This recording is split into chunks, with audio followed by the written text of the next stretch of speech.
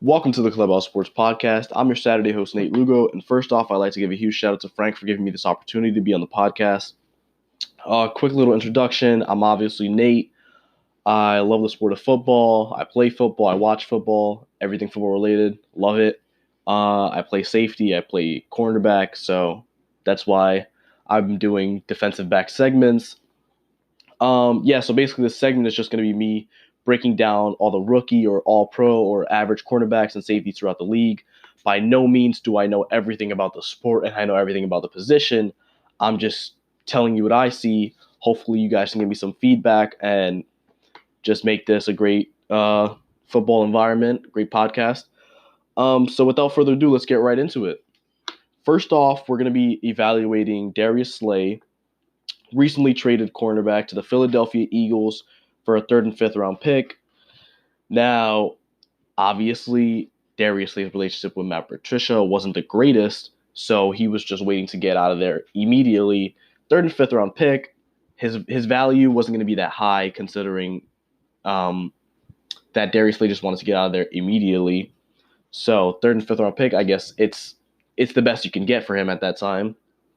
He then signed a $30 million guaranteed 3-year dollar. I'll say that again. He signed a 3-year extension, $50 million, $30 million guaranteed. So yeah, that's basically the recent news on Darius Slay. Now, when I break down my corners and safeties, mainly corners though, I go into their strengths in their footwork, their productivity, their man coverage, and their zone coverage. So those are the main four things I'm going to go over. Productivity, let's start off with that. 2017 season, he had 60 combined tackles, 26 passes defended, and 8 interceptions, which he led the league in passes defended and interceptions. 2018 season and 2019 season, you see a drop-off in his stats. 43 combined tackles, 17 passes defended, 3 interceptions, 46 combined tackles, 13 passes defended, 2 interceptions. Now, in the 2017 season, he wasn't with Matt Patricia, so as you know, Matt Patricia loves his cover one like he did in New England, so that leaves Darius Slay playing more man-to-man, and his man-to-man skills had to be sharpened. Talking about his 2017 season, as we got productivity out of the way, we're going to talk about his man and zone coverage in the 2017 season. And first off, this isn't to shoot down his man coverage skills because they are amazing, as you see in 2018 and 2019, but in 2017, Darius Slay played strictly because of he played so well and made so many highlight plays and got a lot of stats on his stat board. He got those stats because of the mistakes that the quarterbacks and the receivers made. Now, week 1 against the Arizona Cardinals, he played against Larry Fitzgerald. Now, that's a great matchup. Larry Fitzgerald, Darius Slay, young corner, veteran receiver. But what I noticed in that week is that he played a side of the field. And what I noticed in more of his 2017 film, he kept on playing sides of the field. He didn't play man-to-man as much as I would expect him to. He didn't play man-to-man on Julio Jones the entire game. He didn't play man-to-man on Larry Fitzgerald the entire game. He just kind of played his own. And what that means is that he played a man zone, and to me that might mean a different thing to other football players out there, but his man was the man closest to the sideline, and his zone was that 1/3 of the field that he was on. So he always picked the man close to the sideline, and he played from the hash to the sideline. So that was his objective, to play man zone coverage. And it was pretty evident that he could play man-to-man on Julio Jones, on Larry Fitzgerald, on Antonio Brown, all those top receivers. But in that 2017 style of defense that they had in Detroit, he wasn't really playing man-to-man. He was playing man-zone. So he got 2 interceptions in that game against the Atlanta Falcons, and you would think, oh yeah, 2 interceptions, so he locked up Julio Jones like amazing. But that wasn't the case. He had picked off a pass that had been tipped off of Mohamed Sanu's hands, and he got a pick off of a pass that had been tipped off of Taylor Gabriel's hands. So he's feeding off of the quarterbacks and receivers' mistakes. He also was in the division with the Vikings, who had their quarterback been Case Keenum. Packers, their quarterback had been Brett Hundley, and the Bears, who had a who had drafted a rookie quarterback in Mitchell Trubisky. So that's 6 games, almost half of your season, where you could just feed off of the quarterback's mistakes. Now, this just makes Darius Slay's job a lot easier. Throughout the season, he had 2 interceptions against Atlanta, 1 against New Orleans, 1 against Cleveland, 1 against Tampa Bay, 2 against Chicago, and 1 against Green Bay. So, if I'm reading this correctly, 3 of his 8 interceptions came from rookie or weak quarterbacks that just made mistakes with the ball. And those 3 interceptions came from the NFC North, like I said. So it's pretty evident that in his 2017 season, half of his stats came from just careless rookie mistakes or careless quarterback mistakes, which is what made him so good. Now, I'm not knocking down his man coverage skills. He's a great man cover. He's great at man coverage, but his zone coverage is what he excelled in his 2017 season. Obviously, you don't get 26 passes defended by just playing zone coverage. When he did play man-to-man and the ball was thrown to him, it wasn't he was swatting it. The receiver wasn't catching it. And if the receiver caught a ball, it was going to be a little comeback or a slant. That's the only routes that Darius Slay would allow. Now, moving on to the 2018 season, Matt Patricia comes in, and the 2019 season, Matt Patricia is their head coach. 43 combined tackles, 17 passes defended, 3 interceptions in the 2018 season, and a target rate of 21.7. If you look at that difference, you can tell that he's playing strictly man. Like, that's a big drop off of stats from one season to the next. Like I said, Matt Patricia loves his cover 1 defense, so that means there's only 1 high safety and there's 1 cornerback following a receiver the entire game. Or not necessarily following a receiver the entire game, but that's what Matt Patricia did with Darius Slay. Now, in 2018, the quarterbacks were pretty much set, I guess. Not in the NFC North. You still have Mitchell Trubisky, but Aaron Rodgers was back. And as far as Minnesota goes, they had signed Kirk Cousins, so now they had a subpar quarterback. And so you got Aaron Rodgers, Mitchell Trubisky, and Kirk Cousins in your division. It's a subpar division. It's nothing amazing. I mean, Aaron Rodgers is an amazing quarterback, but your division isn't as scary as it could be. Now, Darius Slay's playing Devontae Adams twice a year. He's playing Stephon Diggs twice a year. And he's playing the Bears' number 1 receiver who changes just about every other year. I'm not sure who their 2018 wide receiver 1 is, to be honest with you. But I can guarantee... probably Alshon Jeffrey. Yeah, that's who it was. So, yeah, he was playing those receivers twice a year. And then he was man up with the best receivers throughout the entire season. So he's not going to get all the passes defended he had in 2017. He's not going to get all the interceptions he had in 2017.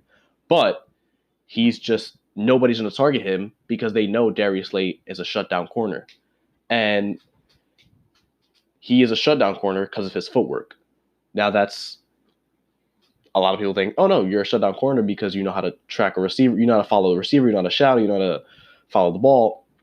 Well, I think it's his footwork. He doesn't fall easily, and his footwork, he relies on his footwork a lot.